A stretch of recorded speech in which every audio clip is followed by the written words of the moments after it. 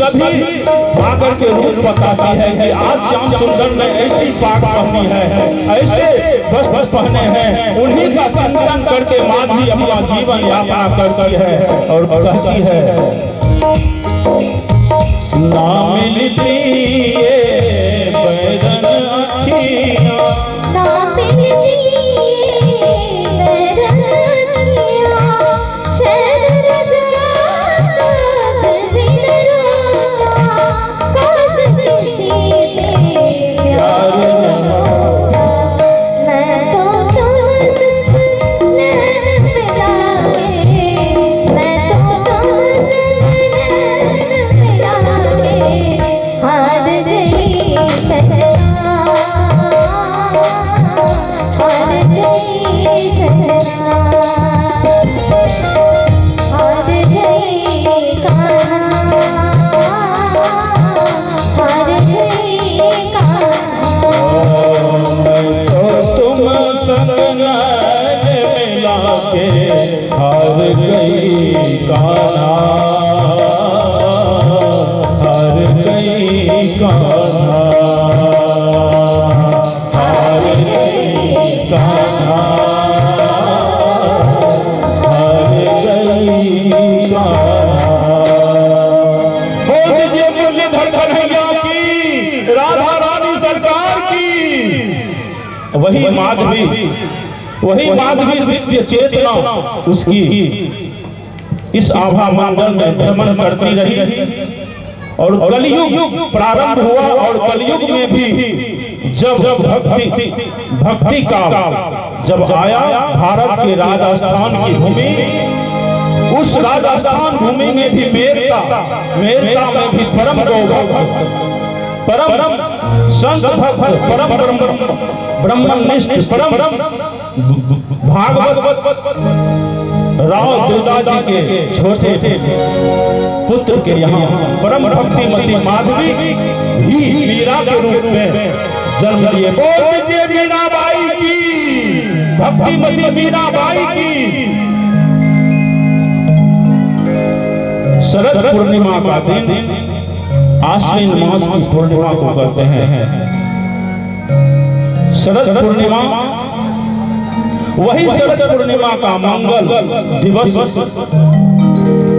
बंधुओं, शरद पूर्णिमा के दिन मीराबाई का अवतरण इस बात की पुष्टि करती है कि वो वही माधवी नाम की गोपी ही प्रकट हुई है, क्योंकि यही शरद पूर्णिमा है जिस पूर्णिमा पर ठाकुर जी समस्त गोपांगनाओं के साथ में आनंद करते हैं, ब्रज विलास करते हैं, महारास करते हैं, रास विलास करते हैं। उसी शरद पूर्णिमा के दिन वीर कुंवर जी जो मीरा बाई की माँ कुमरी बाई, उनके विषय में भी वर्णन आता है कि राव दुर्गा के घर पर संत वैष्णव आते रहते थे और जब भी कोई संत आते थे तो दुर्गा जी का प्रस्ताव जाता था कि भगवान अगर आपको अवकाश हो तो घर पर आइए, कथा सुनाइए, कृपया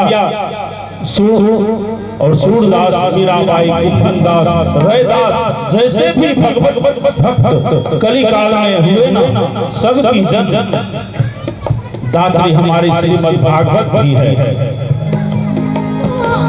श्री भागवत श्रीमद् भागवत से ही उद्गम हुआ है, इन्हीं के भावों से ही पुष्ट होकर के ये सब पधारे हैं। इसलिए बंधुओं, जीवन में कभी भी कमी कभी भी श्रीमद् भागवत का आश्रय मत छोड़िएगा।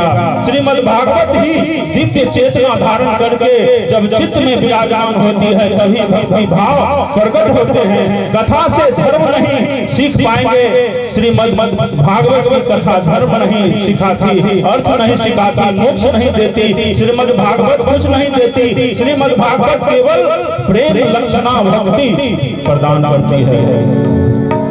कृष्ण प्रिय लगने लगे तो वही कुमरी बाई बैठ करके कथा सुनती है। जो भी संत आते हैं कथा सुनाते थे। श्रीमद् भागवत की कथा हुई, एक संत सुना रहे थे तो मीराबाई की माता जी कुमरी बाई बड़ी जिज्ञासा प्रकट करती थी। कथा के बाद बहुत जिज्ञासा प्रकट करती थी, बहुत प्रश्न पूछती थी, व्यास जी से अनेक प्रश्न पूछती थी। बंधुओं, ज्ञान सदा जिज्ञासा के पात्र में ही दिखता है, जिज्ञासा होनी चाहिए। मीराबाई भी इतने प्रश्न पूछती थी, इतने प्रश्न पूछती थी और ऐसे प्रश्न की अच्छे ज्ञानी चूक हो जाते थे। लेकिन बंधुओं, एक समय ऐसा आता है मीराबाई के जीवन में प्रश्नों का समाधान मिल जाता है, सब प्रश्न समाप्त हो जाते हैं। जब तक जिज्ञासा है तब तक प्रश्न है और तब बस भाग रहे हैं। कृष्ण अगर जीवन में आएंगे सबके उत्तर आपके पास मिलने लगेंगे। और यही हुआ। मीराबाई की माता जी जब कथा सुनती थी, गर्भ में जब बालक है, और ये तो श्रीमद् भागवत में ही बताया गया है कि जब गर्भवती माता हो तो कथा का आश्रय जरूर लेंगे, क्योंकि गर्भ का बालक जब गर्भ में होता है तभी उसकी बुद्धिमती का निर्माण होता है। और उस समय कथा सुनाई जाए तो निश्चित बालक पर प्रभाव पड़ेगी। तो मीराबाई की माता जी कथा सुनती थी, ऐसे प्रश्न पूछती थी। बोले भगवान, आप कहते हैं कि ठाकुर जी ने मन बनाया, मैं अकेला हूँ, बहुत होना चाहता हूँ। भगवान ने सृष्टि बनाई जो पूर्ण काम है, उसको एक हम बहुश्याम की स्थिति क्यों, जिसको सारे संसार से कोई मतलब नहीं है, जिसको संसार से कोई मतलब नहीं है,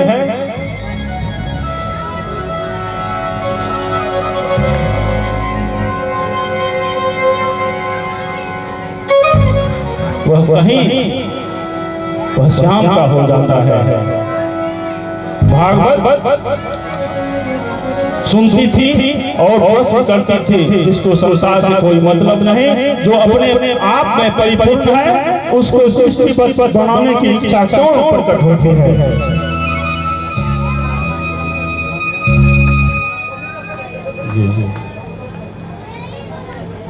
मीराबाई का जन्म करा देते हैं तब डांडिया का,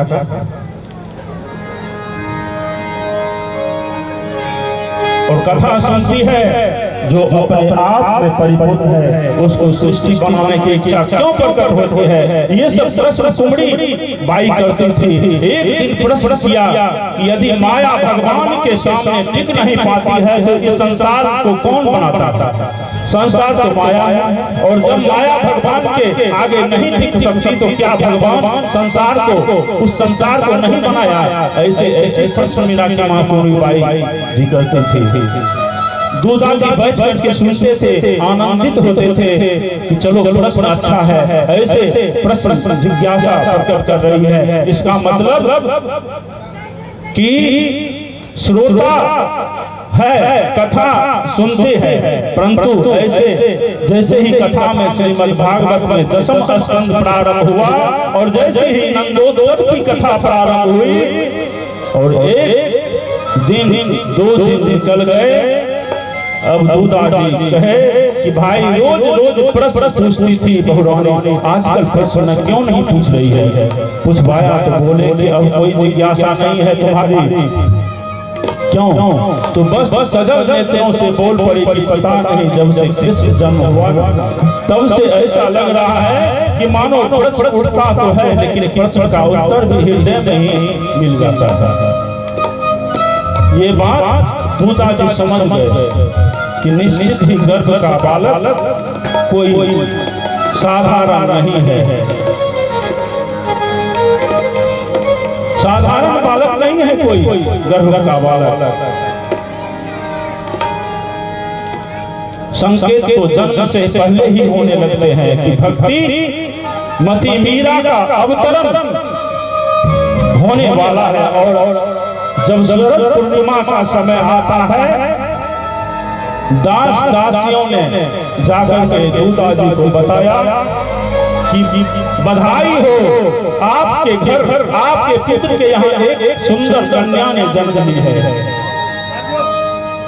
और मीराबाई के चरित्र में आता है कि श्री राव दूधा जी ने मेरठा में इतना उत्सव मनाया, इतना उत्सव मनवाया, सुनने वालों को यही लगता था कि लाला हुआ है, मतलब यही लगता था कि पुत्र हुआ है। लेकिन जब पता चलता था कि नहीं, पुत्री हुई है, राव दूधा जी के सब लोग कहते, बलैया लेते कि प्रणाम करते कि धन्य है आप। आजकल वुमेन एम्पावरमेंट की बात होती थी है। पहले प्राचीन भारत में माताओं को लड़की का जन्म सुनते ही नहीं देखने दिया जाता था। अरे ये तो लोग करते, ये इनकी बुद्धिहीनता होती है। लेकिन राव दूधा जी के विषय में वर्णन आता है कि जैसे कृष्ण जन्मोत्सव 6 माह पर्यंत चलता रहा, वर्ष पर्यंत चलता रहा, ऐसे ही मीराबाई जन्मोत्सव भी मास पर्यंत चलता रहा। और राव दूधा जी को बधाई देने वाले का तांता रहता था। बधाई देने वाले कहते ही बधाई हो। कहा क्या हुआ? तो नहीं बोलोगी क्या हुआ, पहले बधाई दीजिए, पहले बधाई दीजिए।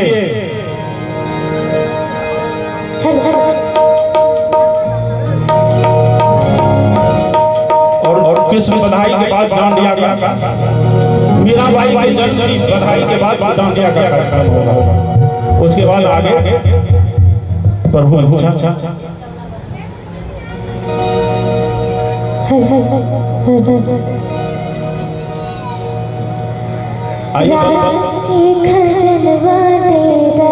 बधाई मांगने वाली कह रही है, राजा जी खजनमा दे दा।